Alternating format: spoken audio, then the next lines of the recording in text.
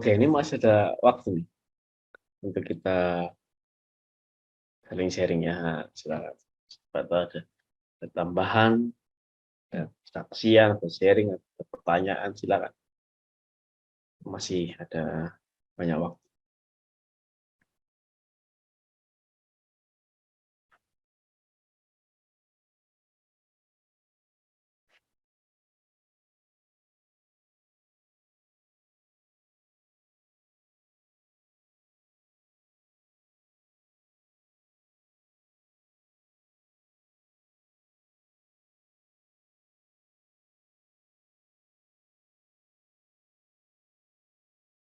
Belum sabar.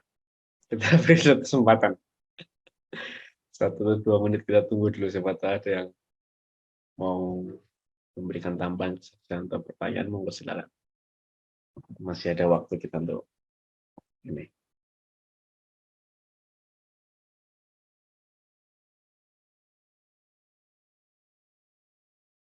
Sudah 2 episode ya. Jangan diganti-ganti ini. Bro. Sudah 2 episode ya kita kitab Imamat nih ya. 2 minggu lalu dengan hari ini. Luar biasa ya. Yang selama ini mungkin kita melihatnya sebagai kitab yang paling membosankan dan paling susah untuk dibaca gitu ya. Tapi mengandung banyak sekali pesan-pesan yang bisa kita terima gitu, dan dapat kita praktikkan bahkan dalam kehidupan kita sehari-hari.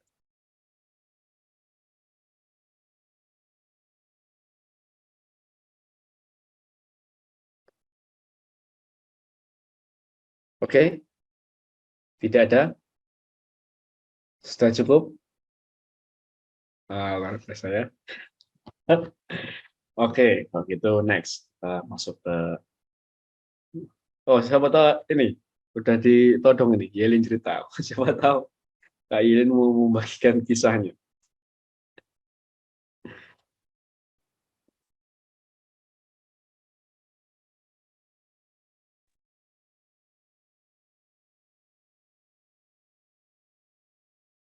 Silakan, silakan.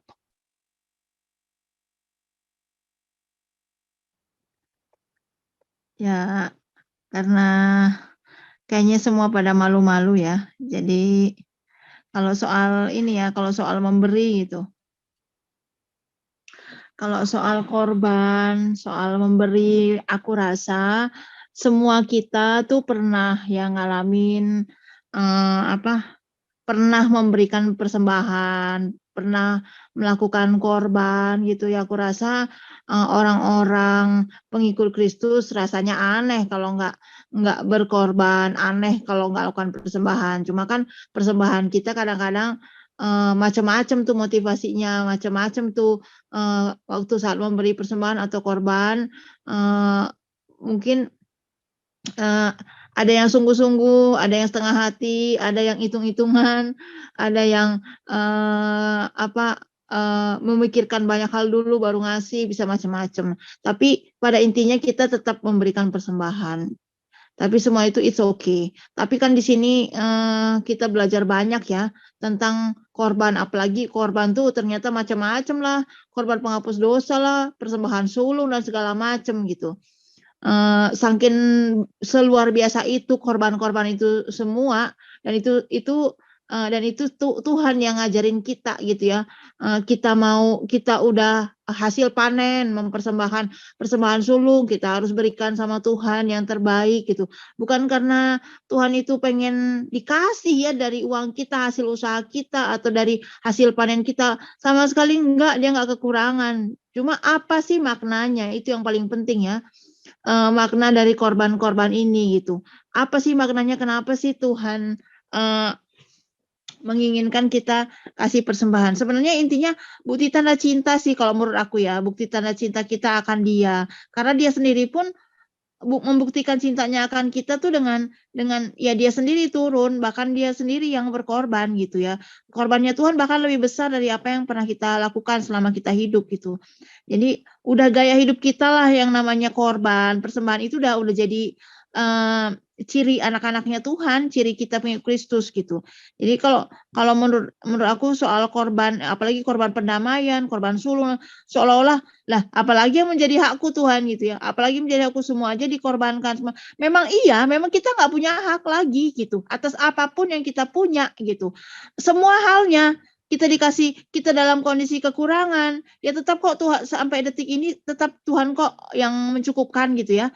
Pernah kok aku juga mengalami hal yang dalam kondisi kekurangan gitu ya. Pas-pas banget keadaannya karena kondisi saat itu banyak harus biaya yang dikeluarkan, banyak yang harus ditanggung, pernah. Tapi sampai detik ini nggak mati-mati juga kok aku gitu ya. Maksudnya tetap pemeliharaan Tuhan tuh sempurna. Sekalipun mungkin aku nggak apa namanya ya. Kadang-kadang ya mikir juga kalau mau persembahan juga karena kondisi lagi nggak punya duit atau lagi berhitung gitu ya. Tapi tetap kok Tuhan itu teramat sangat baik karena yang Dia cari itu kita mempersembahkan korban, kita dengan sukacita gitu, nggak ada dengan unsur paksaan atau apa. Kalaupun kita merasakan keterpaksaan untuk berkorban, tapi itu is okay, itu melatih diri kita juga kalau menurut aku ya. Jadi nggak ada yang harus disesalkan, nggak ada yang harus yang kayak ini gue kasih persembahan ya Tuhan, catet tuh berapa yang gue kasih persembahan, nanti awas lu ganti.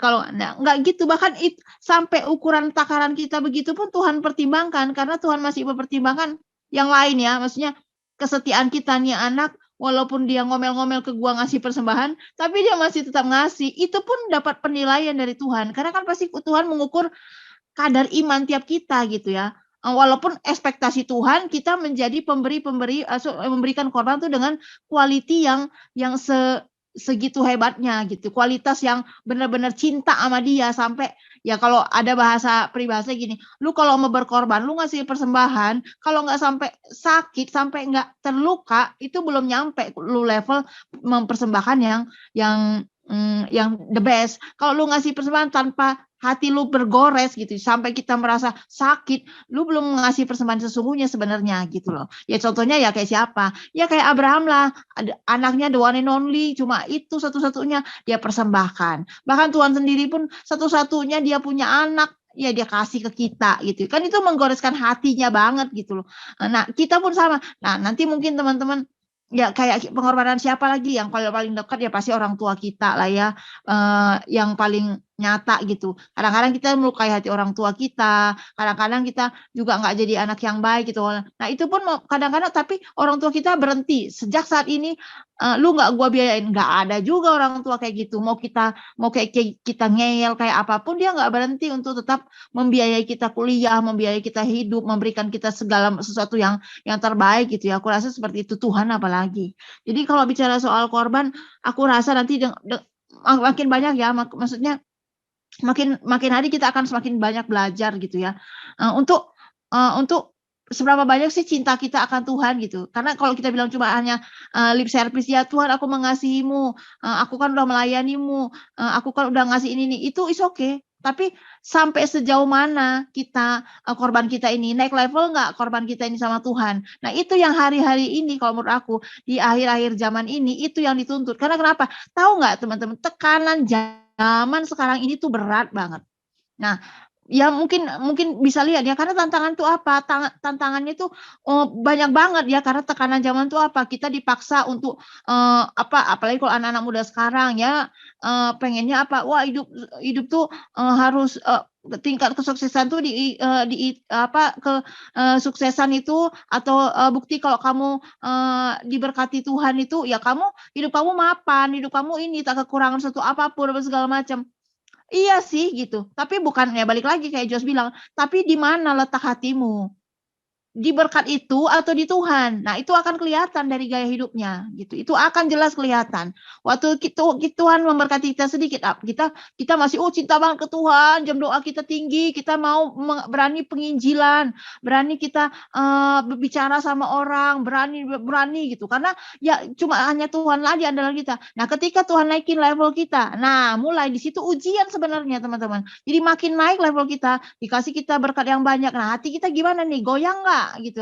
Lebih banyak kita mencari, ini gue udah ada duit nih, oh, gimana ya, gue mau beli apa, beli tas lah, sepatu lah, atau mungkin kayak laki-laki, gue beli laptop lah yang keren, atau beli handphone lah yang keren, atau gue dapat lebih lagi lah, gue beli inilah apa namanya, beli apalah, sesuatu yang wow gitu ya, mungkin apapun lah, apapun yang menjadi impian kita. Salah ya, nggak salah juga, tapi di mana hatimu terletak. Jangan sampai kita tuh lebih berlama-lama memikirkan untuk yang ya Jos tadi udah ngulang-ngulang berkali-kali ya, tampilan yang di luar gitu ya, tampilan di luar, seolah-olah kita kayak cinta Tuhan, kayak kita melayani Tuhan, seolah-olah kita kayak hanya di luarnya, packaging luarnya aja yang keren, tapi hati kita sebenarnya sudah menjauh dari Tuhan karena kelekatan sama hal-hal yang semacam itu gitu ya.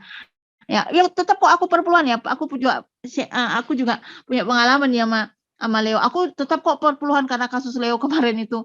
Dia kehilangan laptop. Aku juga jadi belajar itu. Jadi dari sharing-sharing teman, aku banyak belajar lah ya. Dari sharingnya teman-temanku gitu. Aku perpuluhan kok, aku kok ngasih persembahan kok, aku tapi kenapa bisa hilang? Lah,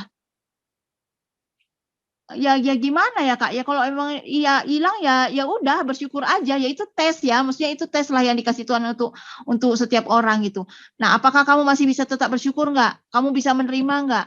Nah, apa di balik itu, Tuhan mau ngajarkan apa kita di balik setiap keadaan. Nah, itu juga kan, apakah hati kita melekat? Nah, mungkin ya balik lagi, mungkin aku kalau di posisi kamu hilang laptop itu mungkin aku nangis-nangis loh, gini segala macam. Lah ya aku gimana lagi Kak, katanya mau gimana, udah hilang mau apa, mau ditangisin juga. Lagian yang ngambilnya juga ini bego katanya gitu. Nah, hal macam itu ya. Jadi, tapi kan kita bisa belajar ya gitu dari setiap pengalaman hidup setiap teman-teman kita gitu. Nah, kadang-kadang hal-hal yang semacam itu yang perlu kita renungkan, kita pikirkan gitu ya.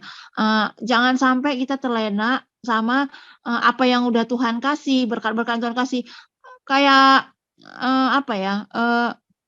Ya bersyukur ya kalau kita sekarang tidak kekurangan suatu apapun, bahkan Tuhan tambah-tambahkan terus gitu ya. Tapi kita punya PR banyak, kita diberi banyak, ya kita juga dituntutnya juga banyak gitu ya. Kita tahu banyak, ya kita juga dituntut juga untuk bisa mengerjakannya juga gitu. Enggak yang harus sempurna, tapi at least kamu kita jalankan gitu, step by step, berani untuk menjalankannya gitu. Nah, itu yang kerasa. Ini aku punya teman ya di kantor juga, dan ini orang memang aku juga banyak belajar dia, makanya benar kata Tuhan, terdepan bisa jadi terbelakang bisa terdepan. Ini temanku, ini ibu-ibu gitu, tapi dia sepolos itu dia menerima setiap firman Tuhan, dan bukan hanya firman Tuhan, dia ngerjakan. Dari tadinya dia yang orangnya pemalu, sekarang udah menjadi menjadi orang lingkungan gitu ya, mulai aktif di lingkungan, padahal suaminya juga Kristen gitu ya, GKI gitu, tapi dia nggak mau pindah. Dia masih tetap di Katolik gitu, dan anak-anaknya pun ikut bapaknya, ya udah karena bapaknya mau bertanggung jawab udah gitu. Kadang-kadang aku suka nanya, Ibu apa nggak ingat apa janji waktu dulu waktu sebelum nikah, aku bilang gitu. Kan anak-anak harus dididik secara Katolik katanya gitu kan. Nah, ini gimana ceritanya Bu kok bisa jadi anaknya? Ya, aku gimana lah Yus, imanku dulu kan belum tahu apa-apa. Nah, aku lihat bapaknya lebih kuat imannya, jadi anak-anak ya udahlah ikut bapaknya katanya gitu. Yang penting kan anakku tetap dalam Tuhan, yang penting ya oke lah aku terima. Lagian kalau sekarang Yus ya udah terlambat lah aku ini katanya gitu. Udah terlambat aku kalau ngajak anakku ke Katolik, yang penting anakku dalam Tuhan, mengerti. Tapi aku tetap kok tetap aku di gereja Katolik, karena ya aku nggak bisa lah pindah katanya itu, nggak bisa pindah ke gereja lain karena aku merasa bertemu di sini. Tambah lagi dia dekat dengan aku kan, tiap hari aku suruh dia ikut PD lah, ikut sekali mungkin PD enggak ya, karena susah. Kayaknya dia ibu-ibu rumah tangga beneran gitu yang harus diantar jemput gitu sama suami, nggak bisa pula naik kendaraan. Ya sudahlah, tapi kalau ada online PD, nah ini hari ini dia nggak bisa datang, nggak bisa ikutan karena dia rapat di lingkungannya untuk kepengurusan gitu kan. Tapi dia minta lah YouTube kita karena dia banyak belajar gitu. Nah, aku senang nih orang begini. Dan akhirnya apa? Banyaklah mengalami perubahan gitu ya, perubahan dalam kehidupannya, karena ya mungkin karena kita satu ruangan dan dia juga orang yang terbuka dalam segala hal ya, maksudnya ya. Walaupun dia udah lebih tua dari aku, tapi dia terbuka untuk dikasih tahu, untuk dicerewetin, sama lah kayak bosku juga sama. terbuka banyak. Walaupun aku tahu ya, aku kadang ngomong tuh ya apa adanya gitu. Karena saking apa adanya, jadi tidak ada tipu-tipu di depan dan di belakang gitu. Jadi kadang-kadang memang nggak semuanya ya. Tadi Jose udah bilang lagi, apa Leo tadi yang bilang. Kadang-kadang kita harus berani, bahkan kesaksian Kris tadi, kita harus berani juga bilangkan sesuatu yang benar, sekalipun orang itu mungkin akan sedikit melukai gitu ya, tapi lebih baik kita melukai ya kasih itu memang nggak boleh pura-pura gitu ya. Lebih baik kita kasih yang nyata-nyata daripada teman kamu yang menciumi kamu dan membuat kamu jadi nggak lebih baik gitu, bahkan lebih bikin neraka buat dia nanti ya. Dosa kan di kita jadinya. Jadi memang begitu, firman Tuhan tuh akan begitu, karena dia kebenaran, karena dia pedang ya. Nah, jadi pasti akan, kalau untuk sesuatu yang nggak benar, ya pasti akan melukai orang itu gitu. Tapi nggak apa-apa, itu memang bagian dari kita ngikut Kristus. Jadi jangan mikir, nanti aku takut melukai. Kamu cek apa yang kamu omongkan, gitu kan? Kamu cek dulu apa yang kamu omongkan, apa yang kamu sampaikan. Suatu kebenarankah, atau kamu menceritakan tentang kebaperan kamu, gitu kan? Ya itu nggak make sense ya, dan itu akan bukan memperbaiki keadaan, malah memperburuk jadinya gitu kan. Jadi aku pikir ya untungnya aku bertemu dengan orang-orang yang pas ya, orang-orang yang kayak gitu juga. Dan karena aku pun sama, kalau mereka ngasih tahu aku segala macam, Bu mending nggak usah berbelit-belit, kasih tahu aja to the point apa-apa. Dan itu pun terjadi gitu. Dan kita merasa bertumbuh bersama. Dan aku juga sama suamiku juga sama ya, kayak gitu juga. Dia juga ngasih tahu hal-hal yang itu, bahkan dia pun nggak berbelit-belit lagi sekarang, karena ya kamu ini kan tipenya orang yang sumbu pendek katanya kan, walaupun aku dengarnya dia tuh ketawa-ketawa, lah kenapa kamu baru sadar, aku bilang gitu. Nah, tapi itulah itulah ininya ya, tapi itulah warna-warninya kehidupan namanya ya. Tapi kan kita harus terus bertumbuh gitu. Nah, jadi aku berpikir gitu, kalau temanku hidupnya juga parah, dulu sering menggantungkan hidup sama keluarganya, karena pasti nanti keluarganya support, karena keluarganya ada yang kaya raya tuh.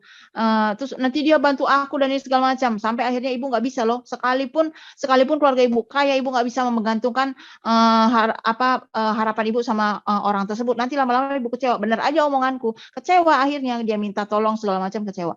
Dan setelah kita berdoa sama-sama dan akhirnya dia mengandalkan Tuhan, bayangkan ya, dia ibu rumah tangga biasa dan cuma kerja biasa juga lah, bareng sama aku juga gitu.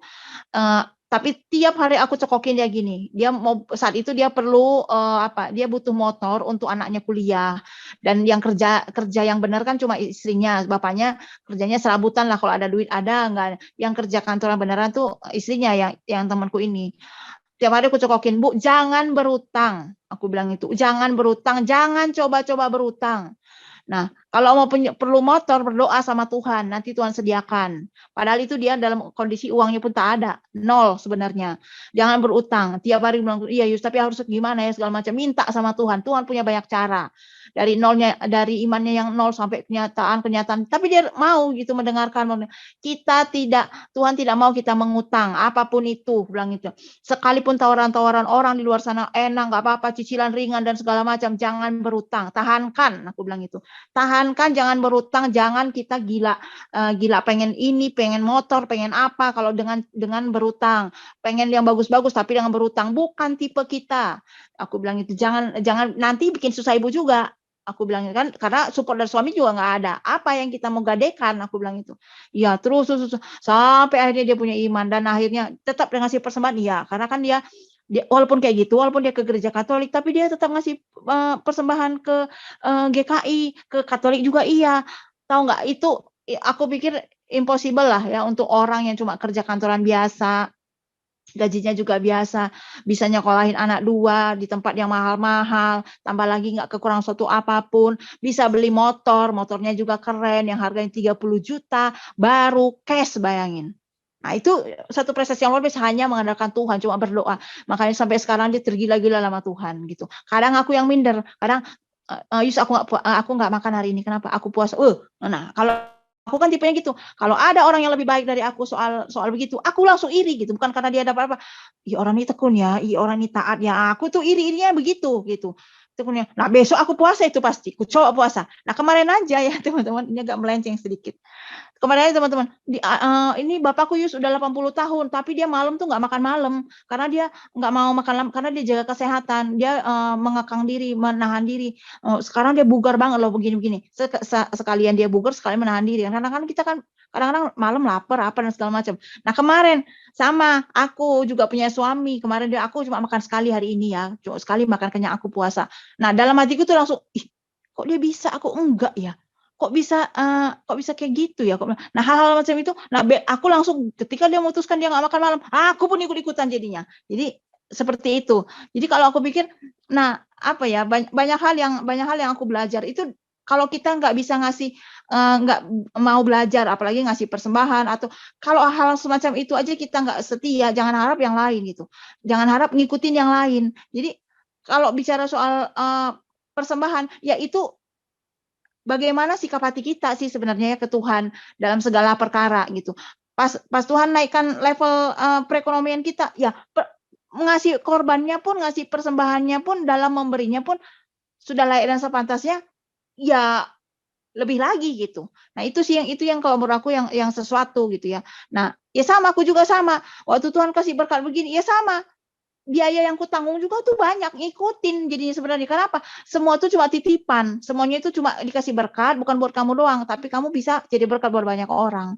Ya apalagi kalau tadi yang bahasan kita ada korban ini, korban ini, korban. Terus Tuhan serta merta hanya untuk menyiksa kita gitu, ngasih persembahan aja, dikit-dikit persembahan. Udah persembahan di gereja, di PD pula, perpuluhan lagi segala. Udah aja kami makan apa? Lah, aku nggak pernah loh gara-gara persembahan orang itu bangkrut, gara-gara persembahan orang itu sama sekali enggak. Bahkan aku punya teman juga yang kemarin kesaksian di PD juga. Orangnya baiknya minta ampun, setiap berkorbannya luar biasa, dia dapat kiriman uang 30 juta coba dari siswanya sendiri, dari muridnya sendiri. Itu gara-gara apa? Dia orangnya suka korban.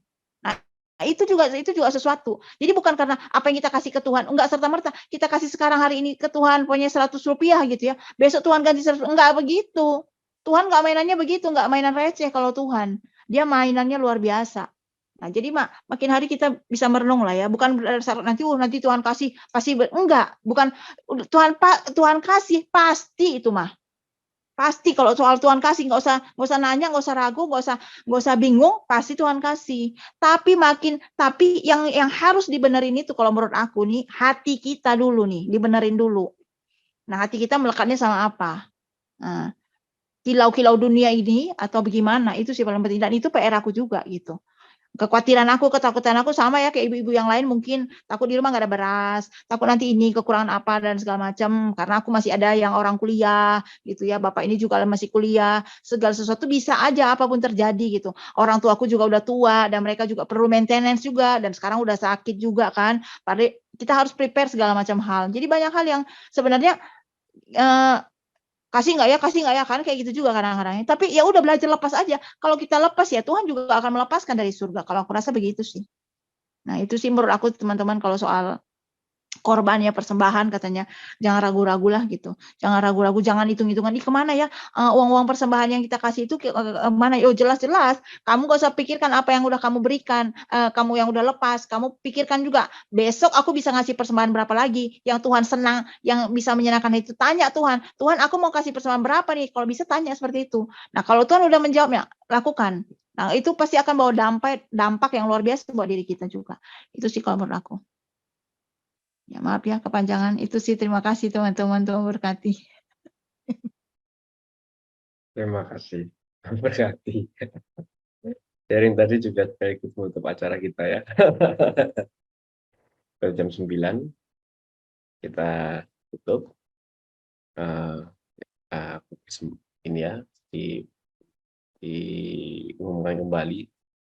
Ini YouTube-nya, silakan bagi teman-teman, rekaman jazz semua ada di sana.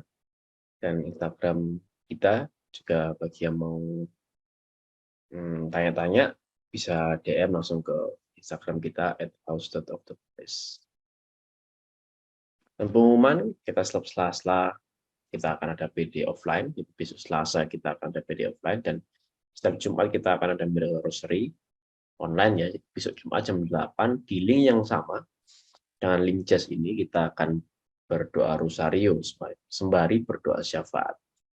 Lalu 2 minggu lagi tanggal 8 Juni jam 7 kita akan kembali lagi membahas kitab Imamat 6 ayat 8 sampai 7 ayat 38. Ini bagian terakhir dari ritual korban ya. Dan ini petunjuk bagi para imam untuk setiap korban. Oke, mari kita tutup malam hari ini dengan doa pada Santo Yohanes Paulus kedua. Mari kita berdoa. Kepada Bapa, Putra, O Santo Yohanes Paulus, dari jendela surga, anugerahilah kami berkat-Mu. Berkatilah gereja-Mu yang sangat Engkau cintai ini. Layani, bimbinglah, dan tuntunlah dengan berani gereja-Mu yang sedang bersiaran di dunia ini, agar mampu mewartakan nama Yesus, serta mendekatkan semua orang kepada Yesus. Berkatilah juga kaum muda yang adalah dambaan terbesar-Mu. Bantulah mereka agar memiliki mimpi dan keinginan yang besar untuk menemukan cahaya yang dapat menerangi jalan kehidupan mereka di dunia ini. Sudilah kiranya Engkau memberkati juga setiap keluarga yang ada di dunia ini. Engkau telah mengingatkan kami tentang serangan iblis terhadap kekuatan cahaya ilahi dari Allah yang dianugerahkannya ke dunia ini. Semoga dengan doamu Engkau dapat melindungi semua keluarga dimanapun. Berdoalah bagi perdamaian seluruh dunia, terutama bagi mereka yang saat ini masih diliputi ketegangan, peperangan, dan ketidakadilan. Engkau dikenal sebagai sosok yang selalu menyerukan perdamaian. Engkau mengatasi perang dengan melakukan dialog dan menanamkan benih-benih cinta. Maka doakanlah kami agar tidak takut dan tak kenal untuk menjadi penabur perdamaian. Oh Santo Yohanes Paulus, dari jendela surga tempat kami melihatmu di sebelah bunda kami Maria, kirimkanlah berkat Tuhan kepada kami semua. Amin. Kemuliaan kepada Bapa dan Putra, Roh Kudus, seperti pada permulaan, sekarang selalu dan sepanjang segala abad. Amin. Dalam nama Bapa dan Putra dan Roh Kudus. Amin.